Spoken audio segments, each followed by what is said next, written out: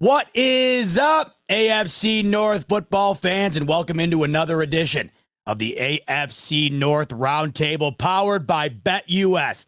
Week 5 is in the books, and tonight we turn the page to Week 6 as the fellas are going to predict all of the AFC North matchups this upcoming weekend. In order to do that, let's bring in the fellas. Zim, Bubba, who's filling in for Mark tonight, Bobby, and Chef Zay. Fellas, good to be with you. The season's flying by. We're already into Week 6, and we got some incredible matchups within the division this upcoming weekend. We're going to start by talking about the leader in the clubhouse right now. Of course, the Baltimore Ravens currently leading the division at 3-2, coming off of their insane victory against the Cincinnati Bengals in what we like to call on this show an instant classic. We're going to head over to BetUS right now and take a look at the line. The Ravens this upcoming weekend taking on the shocking 4-1 Washington Commanders led by the rookie in Jaden Daniels. Right now, the Ravens a full touchdown favorite, despite the Commanders having the better record through the first 5 weeks. Right now, by the way, speaking of BetUS, right now, YouTube 150, the promo code, that'll get you 150% sign-up bonus up to $2,000 on your first deposit. It'll also get you 125% bonus on your next 2 deposits after that. So 6-point favorite, a full touchdown favorite are the Ravens going into this one. This should be a hell of a matchup. Being able to watch Jaden Daniels and Lamar on the same field, man, I can't wait. Zim, I'll start with you. How do you see this game going down? I want to go with the Commanders so bad, man, because I just think that he presents something that they're not going to see. Like, coming into that game, I thought our defensive coordinator had a decent plan until I got to the first quarter, and I said, oh, this is the stupidest plan I've ever seen. And he sat back and said, we're not going to let a rookie, we're going to force him to throw like tight window throw. He throws those. Oh, we're going to jump down and we're going to show him a heavy ball. He runs all over the place. The dude is insane for real. Until he has like some welcome to the NFL league moments and gets crushed. Like, he needs to get consistently crushed. Because right now he plays without a fear in the world. And as long as he's playing like that, I think it's going to be another shootout, bro. Like the shootout that they just had with us, I think it's another shootout. But Ravens again, but I think maybe 32-28, something like that. They should have a plan because they run read option a lot. They should have a plan on that, but unfamiliar opponents with Lamar Jackson have no chance. Well, you're on par, by the way. Speaking of shootout, this is the second highest over-under of the weekend on BetUS, too, with 51.5. But we know how good Lamar is against the NFC. Only one loss in his entire career. So, Zay, did I steal your thunder? Is that where you thunder? You stole my thunder. This isn't even a question. Lamar Jackson is damn near undefeated in NFC North opponents. I mean, why are we even strapping up and lacing up, Bobby? I mean, you need to tell us why we should even watch this game, because when Lamar Jackson goes up against anybody that's not in the AFC, this man is Tom Brady and Patrick Mahomes. So just give me the Ravens and whatever. I mean, what was you said 51? 51.5, the over-under. Give me Ravens. I think if they can run the ball, which we didn't do. I know I was on with Rio from a former roundtable associate, and he said that people can run the ball well, and Derrick Henry's doing it as good as anybody right now. So give me the Ravens 24-17. I do the NFC East roundtable with Rio. 1, funniest guy ever, and 2, happiest guy on the planet right now. I don't even think he expected the start the Commanders are off to. Bubba. Quick, can I ask a quick question, Zay? Just real quick. Defensively, they held you all the way in check. Do you feel like there's anything that anybody's sleeping on the Commanders defensively? Bro, you're asking me when our offense can't even put up 18 points. Okay. Man. It's hard to do that. I mean, realistic. To be honest, though, you gotta spy and contain. As easy as that sounds, that's the hardest thing you can do, is to contain a guy who's just good with his feet. I mean, Bobby, you know how Lamar Jackson is. That was what took me by storm the most. JOK we had Jaden Daniels dead to rights so many times, and he just dude is just different. So I don't know. I'm only going the Ravens for the Lamar Jackson stat, and they can run the ball really well. And I know like Rio said, they can run the ball. He's a Lamar lover. He's. Z-Bot, when you were gone, you missed. Like I told him. I said, bro, I don't know if anybody loves Lamar more than Jay. I like Joe Burrow more than Lamar. No, I do. If there's one jersey that I could have, I would buy a Joe Burrow jersey only if he signs. That's the only way I'd do. I wouldn't buy a Lamar Jackson jersey. Oh, Not we a can chance. work out something for you, but you got to go live with that Joe Burrow jersey. If you can get Joe Burrow to come and meet me and sign it, I will buy the jersey right now. Well, I'll just say neither of them are 17 in Buffalo, despite the 9-30. As I transition to Bubba, we talk about the Ravens taking on the Commanders this upcoming weekend. Bubba, your thoughts on how this game is going to be a great game. I believe Daniels is probably going to be the rookie of the year. He looks good in the pocket. But the thing is, can the Commanders defense stop Lamar and Henry? That is going to be the big question. I'm a betting man, and I'm probably going to take the Ravens and the over because it's going to be a high-scoring game. So I'm taking the Ravens as much as I don't want to, but I got to play smart. But you know what? Maybe the Commanders could show the world. What time is this game? 1 p.m. Mm-hmm. See, once again, they mess up. It shouldn't be a 1 o'clock game.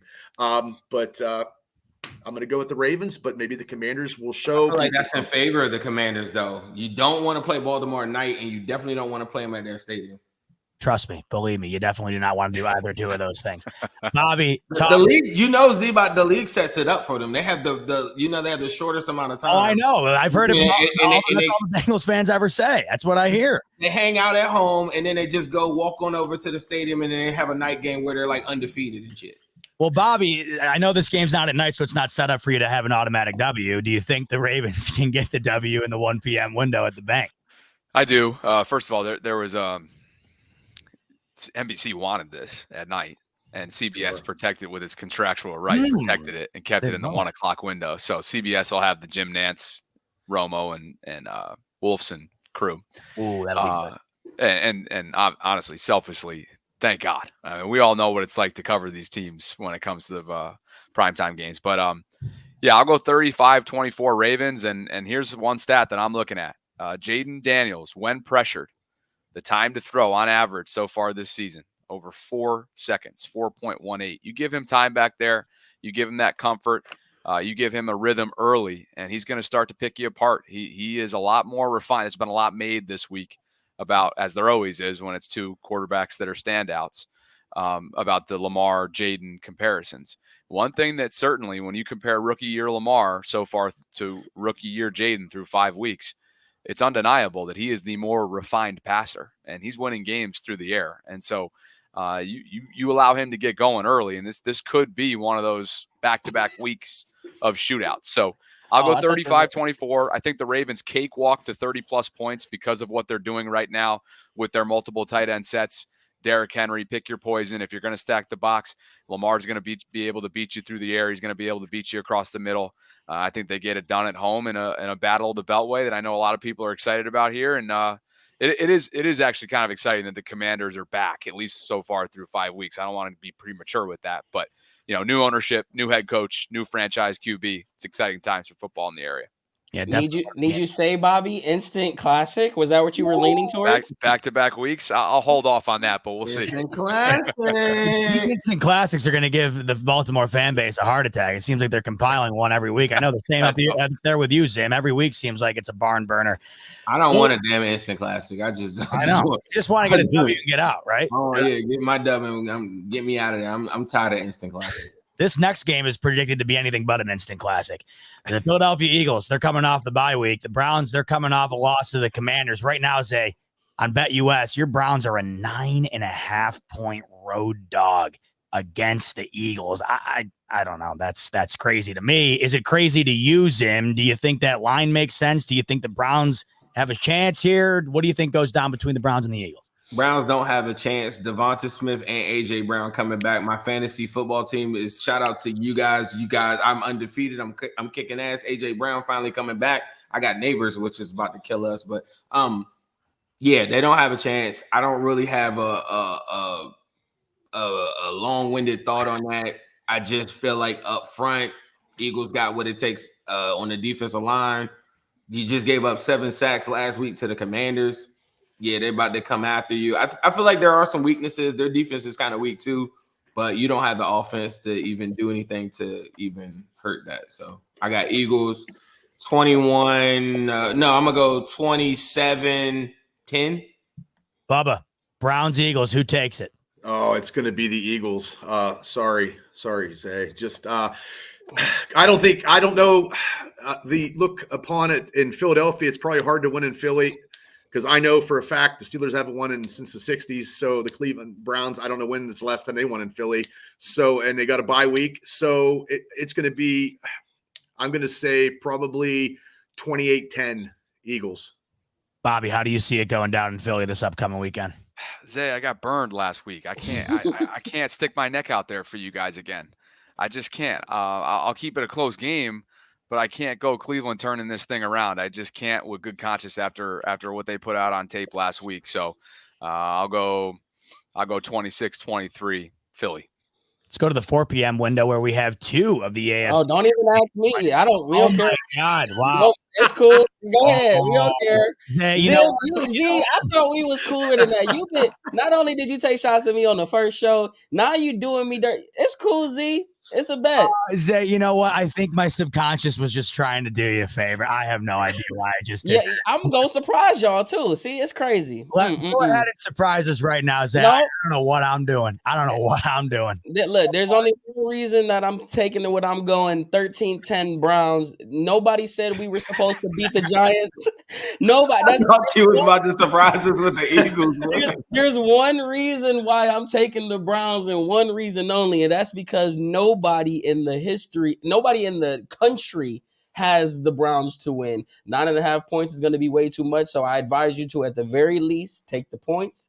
The key is going to be stopping Saquon.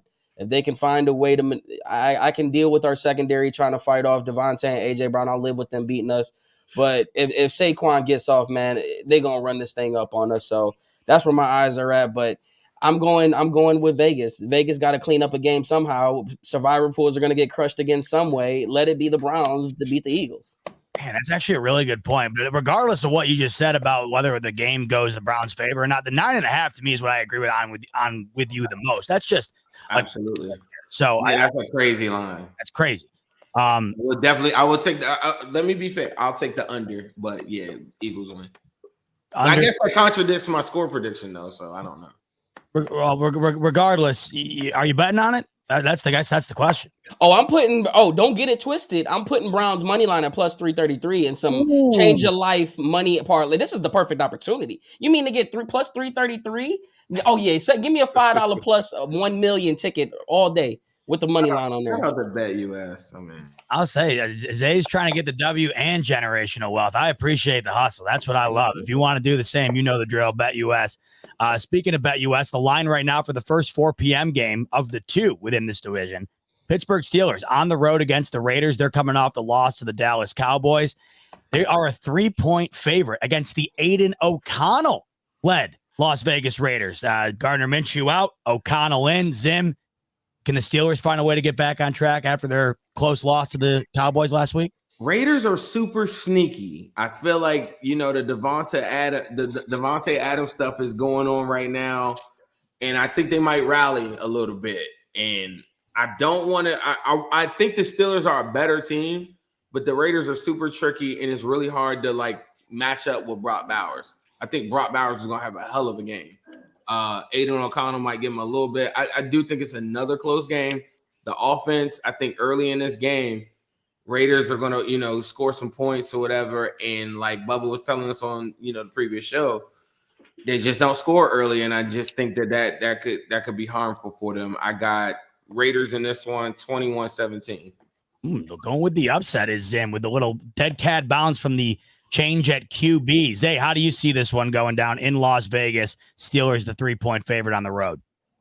I can see both sides, but I'm playing Vegas script lines at this point. Like, what does the league want to see right now? But I'm also looking at the Steelers side of this.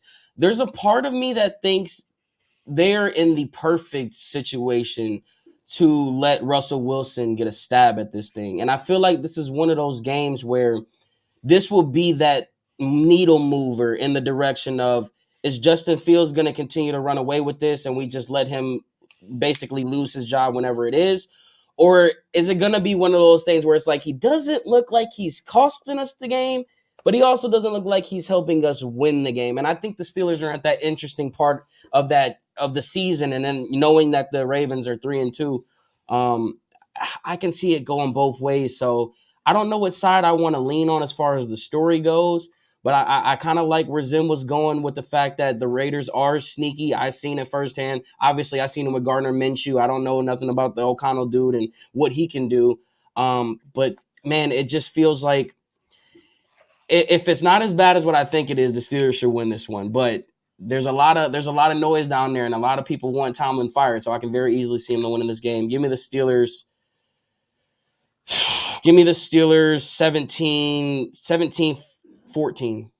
Bubba, talk to me. How's it go down for your Steelers this weekend? Well, they're 3-point favorites. They've beat the Raiders the last 2 times. Last year when they were out there, they beat them with Kenny Pickett. Fields is a little better than Kenny Pickett, not by much, but a little better. Hopefully we can score early. If we score early in the first half, a touchdown in the first half, we have this game. I know, like I said in the prior show, we do have injuries in the outside linebackers with Highsmith and Herbig, which does not help us. But also, too, they have this Bowers tight end, and we have a hard time stopping tight ends. It's been historic in the last 20 years. I don't know what it's all about when we can't stop a tight end. But I just want to say, hopefully Najee can run the ball because I believe Adams is hurt, I believe, or rumors that he's hurt. He hasn't played.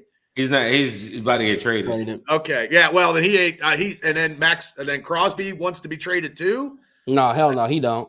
I hope that's what I heard. Bengal. He's a Bengal. I don't. Well, sign him. I don't care. But you don't care if I line up. I'm not worried about. We wait till we get to you. I'm coming for you. I don't know when we play you, but hey, hopefully our offense. Hopefully our offense will be a little bit more scoring by the time we get to you guys. I hope. But and then at Wilkins, that defensive tackle is out for the Raiders too. So maybe Najee can start running the ball. So I'm going to take this Pittsburgh Steelers as always because I'm crazy like that.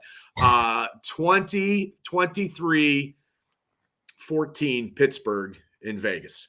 Love it. 4 p.m. windows where we stay, and they Russell Wilson playing. Oh, I don't think so, right, Bubba? It's still Justin Fields this week, right? Yeah, it's Justin Fields right now, but Wilson is practicing with the second team. So I believe Tomlin will put him in because Tomlin has a Pro Bowler and a quarterback who won a Super Bowl. He's not going to have him on the sidelines too much longer if Fields can't get us some points. It's coming, and I like to see it. I mean, we got the best of both worlds. I'm sure we got packages with Justin Fields and Russell Wilson. We got 2 quarterbacks that we haven't had since Big Ben. So I'll just go with that.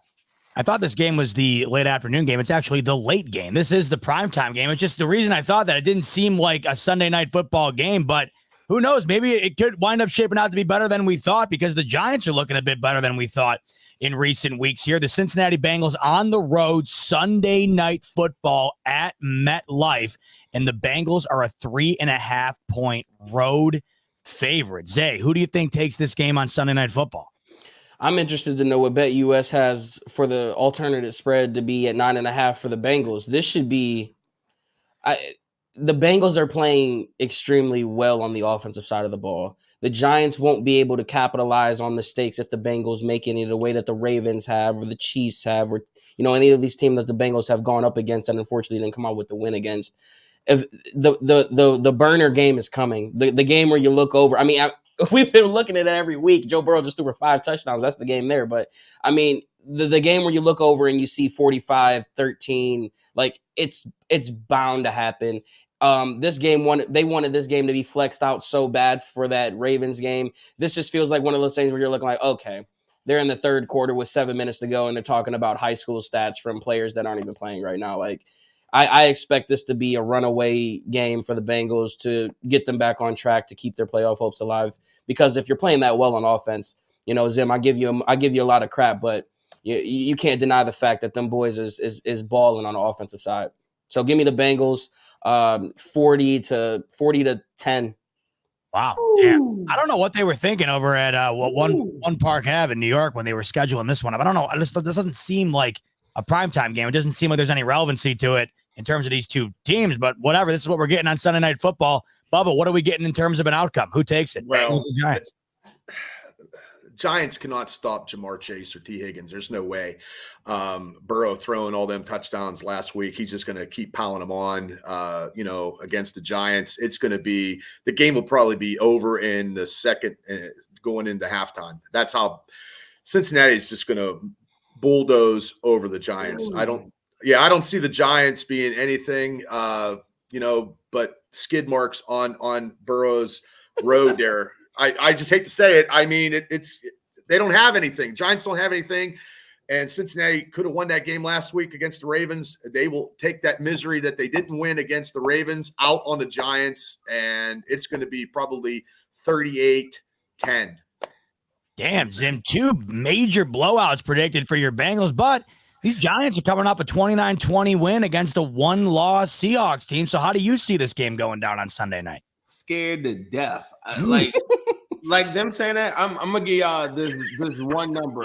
We jinxed him. Dexter Lawrence. I know we just played Matabuke and I really respect him, whatever, but there's an argument that Dexter Lawrence might be like the defensive player of the year, honestly. Like him He on kicked our ass. Him on the interior. Kayvon Thibodeau, I think, is hurt, so he's not gonna play. But him on the interior of this game, whatever. The only way nobody's ever asked me, the only way to stop Joe Burrow is pressure. Like there is no coverage, there is nothing else that can stop him. It's just pressure. And they have one of the best defensive lines in football, top 5 to me. The one thing that I looked at too is they had a stat. It said who had the most disruptive impact plays in the National Football League on defense. Do y'all know the Giants were number 1? Do you know who was 32nd? The Bengals. And they make everybody, they make every quarterback that they play, they make them all look good. Even Dalton, he got off a little bit in that game. Like they got some stuff I ain't like or whatever, but he got off a little bit. And them running the ball, I'm not too concerned with, but the kid Tracy runs really hard. When you watch your team lose like the way that we've lost, I'm on edge. Like I look at these dudes like they're just as good as anybody. Like that's how I look at everybody right now. I do think the Bengals win, but it's just firepower. I think that Neighbors is a problem. He's a Jamar Chase clone.